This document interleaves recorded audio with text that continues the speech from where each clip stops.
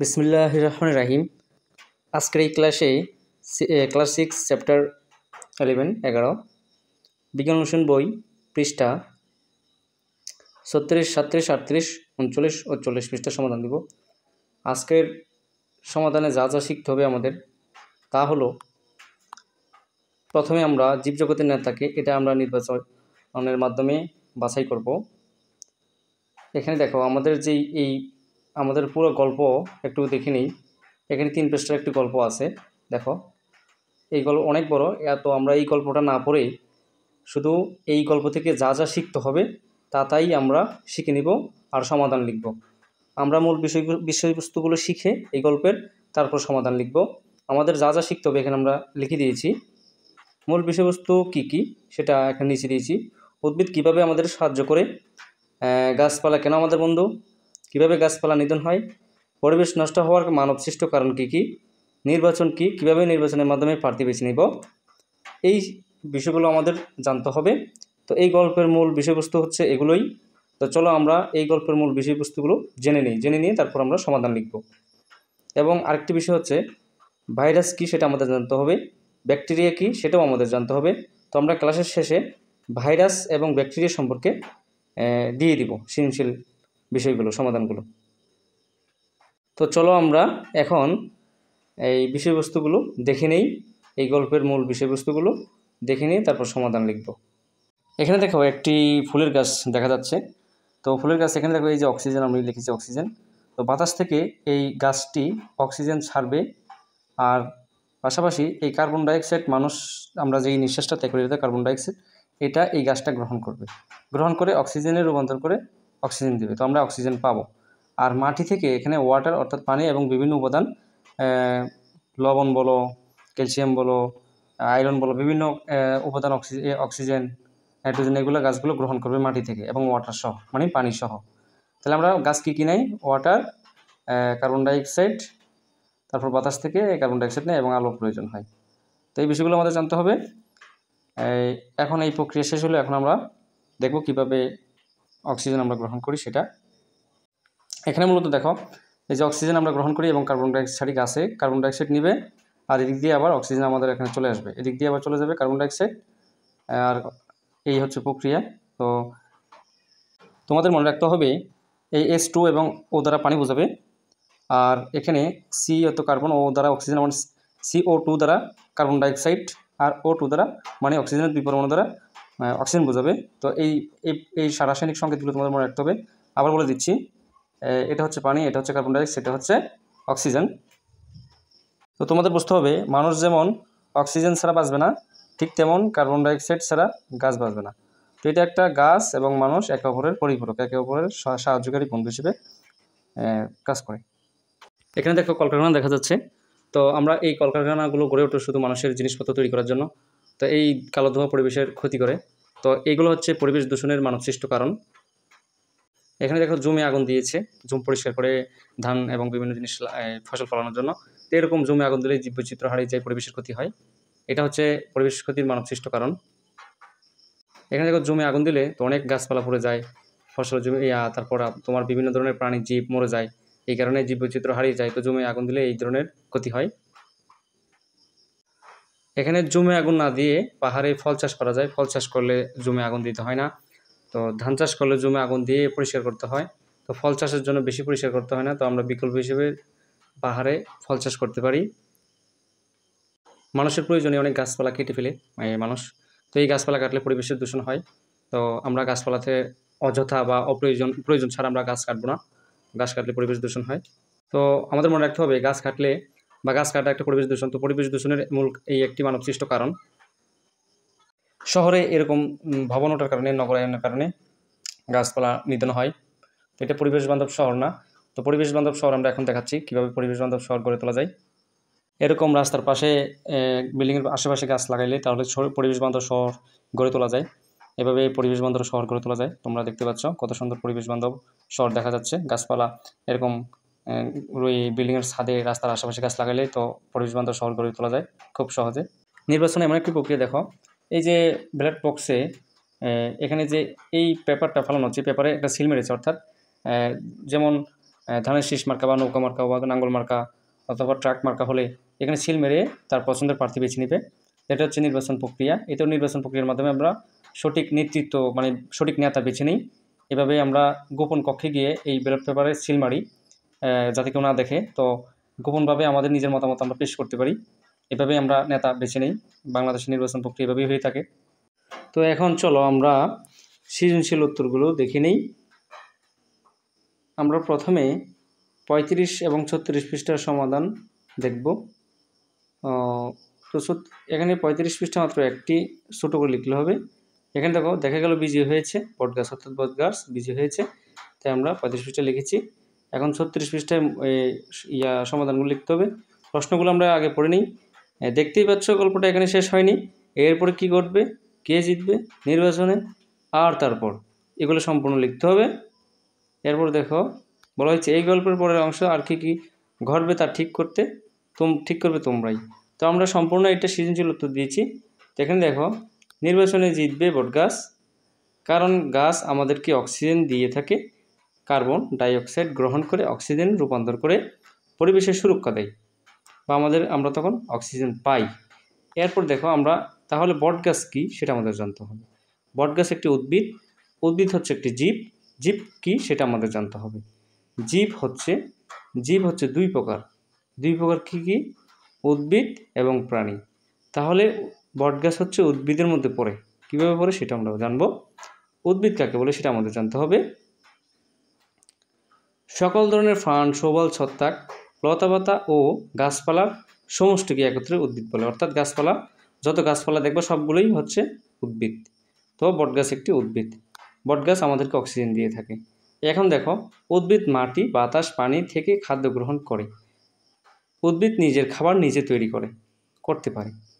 তো উদ্ভিদ নিজের খাবার নিজে তৈরি করে, উদ্ভিদকে কোনো খাবার খাইয়ে দিতে হয় না, উদ্ভিদ নিজের খাবার নিজে তৈরি করে। এরপর দেখো গাছ আমাদের বন্ধু, গাছ সকল প্রাণীকে অক্সিজেন দিয়ে সাহায্য করে।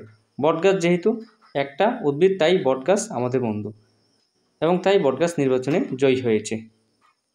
এই বিস্তারিত লিখলাম। এখন চলো আমাদের যেটা জানতে হবে প্রাণী সম্পর্কে জানতে হবে। যেহেতু জীব দুই প্রকার, উদ্ভিদ এবং প্রাণী, তো প্রাণী সম্পর্কে আমাদের জেনে রাখতে হবে। প্রাণী কাকে বলে সেটা আমরা এখন চিনব। যাদের প্রাণ আছে, চলাফেরা করতে পারে, নিজে খাদ্য তৈরি করতে পারে না, উদ্ভিদ ও উদ্ভিদের ফলমূল খাদ্য হিসেবে গ্রহণ করে, তাদেরকে প্রাণী বলে। তো প্রাণী কারা এখন আমরা এই বিষয়গুলো সহজে জেনে নিই। যেমন মানুষের প্রাণ আছে, গরু, ছাগল, হাঁস, মুরগি, হাতি, ঘোড়া, পাখি, ময়ূর, বাঘ, সিংহ, শিয়াল, কুকুর, বিড়াল, খরগোশ, ফড়িং ও হরিণ, এগুলো সবই প্রাণী। এখন আসো আমরা 36 পৃষ্ঠার সমাধান লিখলাম। এখন 37 পৃষ্ঠায় চলে যাচ্ছি। 37 পৃষ্ঠার সমাধান দেব এখন। তো 37 পৃষ্ঠার সমাধানে আমাদের প্রথমে যেটা করতে হবে সেটা হচ্ছে, এখানে দেখো নির্বাচন জিতবে কে, বটগাছ। সে কী ধরনের জীব, উদ্ভিদ জাতীয় অর্থাৎ বৃক্ষ। উদ্ভিদ আবার 3 প্রকার আছে, আমরা এই 3 প্রকার উদ্ভিদ কী কী সেটা আমরা নিচে বলে দিব। এরপর দেখো তার সম্পর্কে কী জানো, সে কী খায় বা কোথায় থাকে এটা আমাদের জানতে হবে। বটগাছের লম্বা ঢাল হয়, ভারসাম্য রক্ষা করার জন্য ঢাল থেকে শিকড় বের হয়ে মাটিতে প্রবেশ করে। বটগাছের খাবার হচ্ছে মাটি, কার্বন ডাইঅক্সাইড, এবং মাটি থেকে বিভিন্ন ধরনের উপাদান রয়েছে। কার্বন ডাইঅক্সাইড, পানি, রাস্তার মোড়ে ও পাশে, জঙ্গলে, বাগানে ও বাড়ির পাশে বটগাছের বসবাস। তা যেখানেই লাগাবে বটগাছ সেখানে বড় হবে। এটা সহজ, মানে উত্তরটা খুবই সহজ করে দিয়েছি। এই চরিত্র কেন ভোটে জিততে বলে তোমার মনে হলো, বটগাছ কেন ভোটে জয়ী হলো সেটা তোমাদের বলতে হবে।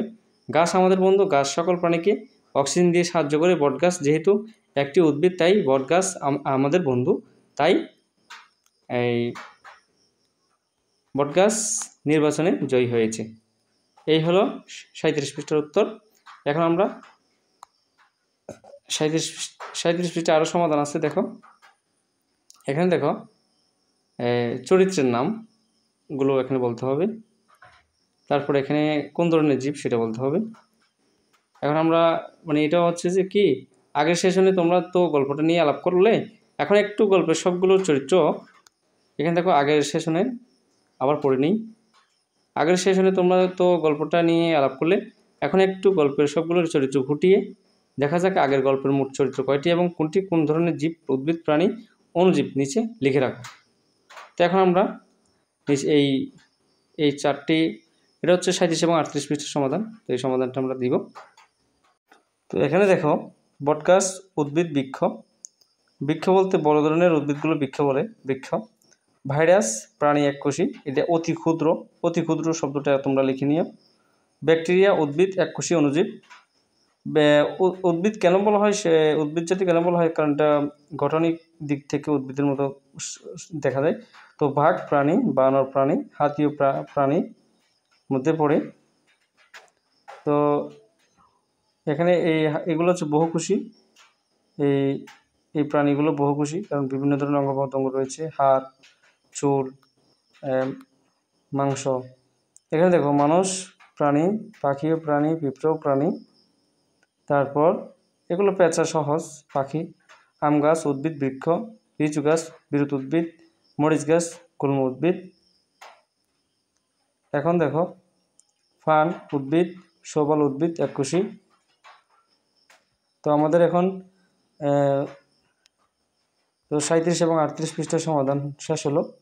এখন 49, 39, 37 এবং 38 পৃষ্ঠার সমাধান এখন হচ্ছে যে 39 পৃষ্ঠার সমাধান করব।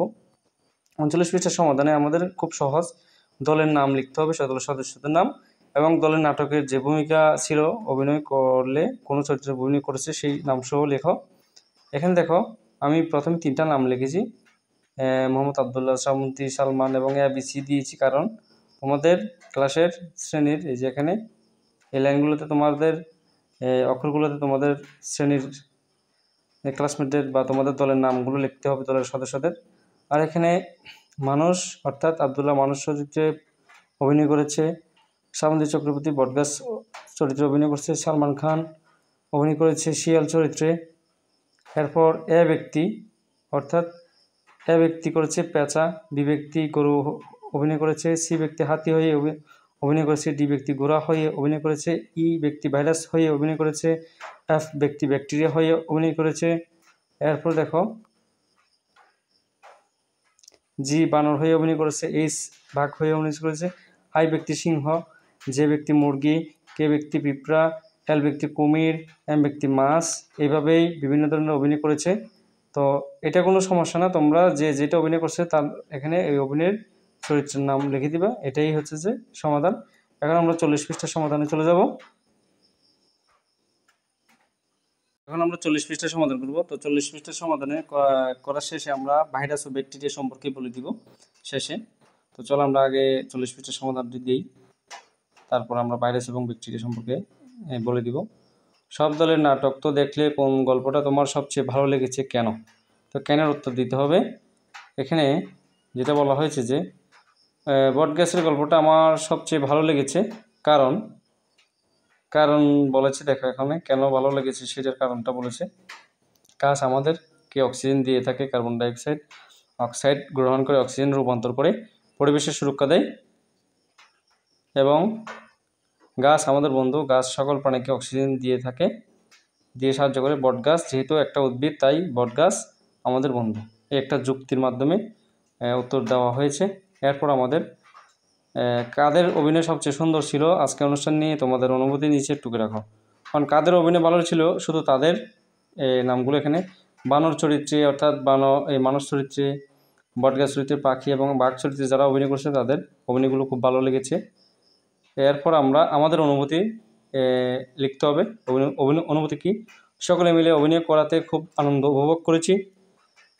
যেই বিষয়গুলো জানতে পেরেছি সেগুলো হচ্ছে পরিবেশ দূষণের কারণ জানতে পেরেছি, গাছ যে আমাদের প্রিয় বন্ধু তা জানতে পেরেছি, নির্বাচনের গুরুত্ব জানলাম, বানর ও শিয়াল, দেখো বানর ও শিয়াল চতুর প্রাণী সেটা সম্পর্কে আমরা জানতে পারলাম। বানর ও শিয়াল কিন্তু খুব চতুর প্রাণী, এটা তোমরা মনে রাখবা। শিয়ালও খুব চালাক, বানরও খুব চালাক, তবে শিয়াল সবচেয়ে বেশি বানরের চাইতে শিয়াল চালাক, তবে বানর খুব অভিনয় পারে। তোমাদের মনে রাখতে হবে বানর অভিনয় পারে আর শিয়াল চালাক প্রাণী। তো আমাদের এই সৃজনশীল ক্লাসটি কেমন হয়েছে কমেন্ট বক্সে জানিয়ে দেবো, এবং আমাদের চ্যানেলটি সাবস্ক্রাইব করে তোমাদের বন্ধুদের কাছে এই ক্লাসটি শেয়ার করে দেবো, যাতে তারাও এই সৃজনশীল ক্লাসটি দেখতে পারে। এখানে আমরা ব্যাকটেরিয়া সম্পর্কে বললাম। ব্যাকটেরিয়া হচ্ছে ইংরেজি শব্দ বা হলো এক প্রকারের আদি নিউক্লিয়াসযুক্ত অসবুজ এককোষীয় অণুজীব। ব্যাকটেরিয়া আনুবৈজ্ঞানিক জীব। এটা হচ্ছে ব্যাকটেরিয়া সম্পর্কে বললাম, আমরা ব্যাকটেরিয়া শেষে দেখাই দিব। তারপর ভাইরাস সম্পর্কে বলতে হবে। ভাইরাস হলো অতি ক্ষুদ্র সংক্রামক কারক যা শুধুমাত্র একটি জীবন্ত কোষের অভ্যন্তরে বংশবৃদ্ধি করতে পারে, অর্থাৎ মানুষের শরীরে যে কোনো প্রাণী, বিলাই, কুকুর এবং পাখির শরীরেও এই ভাইরাসগুলো আক্রমণ করতে পারে, বংশবিস্তার করতে পারে। এরপর করোনা ভাইরাস সম্পর্কে বলতে হবে, যেহেতু করোনা ভাইরাস যেহেতু গল্পে রয়েছে। করোনা ভাইরাসগুলি সম্পর্কিত RNA ভাইরাসগুলির একটি গ্রুপ বা স্তন্যপ্রায়ী প্রাণী বা এবং পাখিদের রোগ সৃষ্টি করে। এখন চলো আমরা ভাইরাস এবং ব্যাকটেরিয়া দেখে নিই। ভাইরাসের আকৃতি দেখতে ঠিক এরকম। ভাইরাস মূলত অসবুজ। এখানে একটা কালারিং করা হয়েছে যাতে সুন্দর করে দেখা যায় ভাইরাসটা। ভাইরাস কিন্তু খুবই ক্ষতিকর একটি জীব। বিভিন্ন ধরনের ভাইরাস এবং ব্যাকটেরিয়া একসাথে দেখাচ্ছে। তো ভাইরাস খুবই একটি ক্ষতিকর জীব। আবার দুধে যে এই ব্যাকটেরিয়াগুলো থাকে সেগুলো উপকার। শুধু দুধের ক্ষেত্রে, মিল্ক আর কি, দুধের কিন্তু অনেক ব্যাকটেরিয়া থাকে, সেগুলো উপকারী। এটা হলো এক ধরনের ভাইরাস, এটা আরেক প্রকার। এখানে দেখো, এটা হচ্ছে করোনা ভাইরাসের চিত্র। করোনা ভাইরাসের আকারে এরকম দেখতে, এরকম আকৃতি। এটা রঙিন করা হয়েছে যাতে তোমরা দেখতে খুব সুন্দর লাগে, এই কারণে। করোনা ভাইরাস মূলত এরকম দেখতে। তো এগুলো কিন্তু দেখা যায় না, এগুলো খুব অণুবীক্ষণ যন্ত্রের সাথে দেখা যায়, খালি চোখে দেখা যায় না। এটা তোমাদের মনে রাখতে হবে। তোমরা মনে রাখবা, ভাইরাস ও ব্যাকটেরিয়া কিন্তু দেহের জন্য অনেক ক্ষতিকর, কিন্তু পরিবেশে চারপাশে ভাইরাস ব্যাকটেরিয়া রয়েছে, কিন্তু ভাইরাস ব্যাকটেরিয়া খুব খালি চোখে দেখা যায় না, এটা অণুবীক্ষণ যন্ত্রের সাহায্যে দেখতে হয়।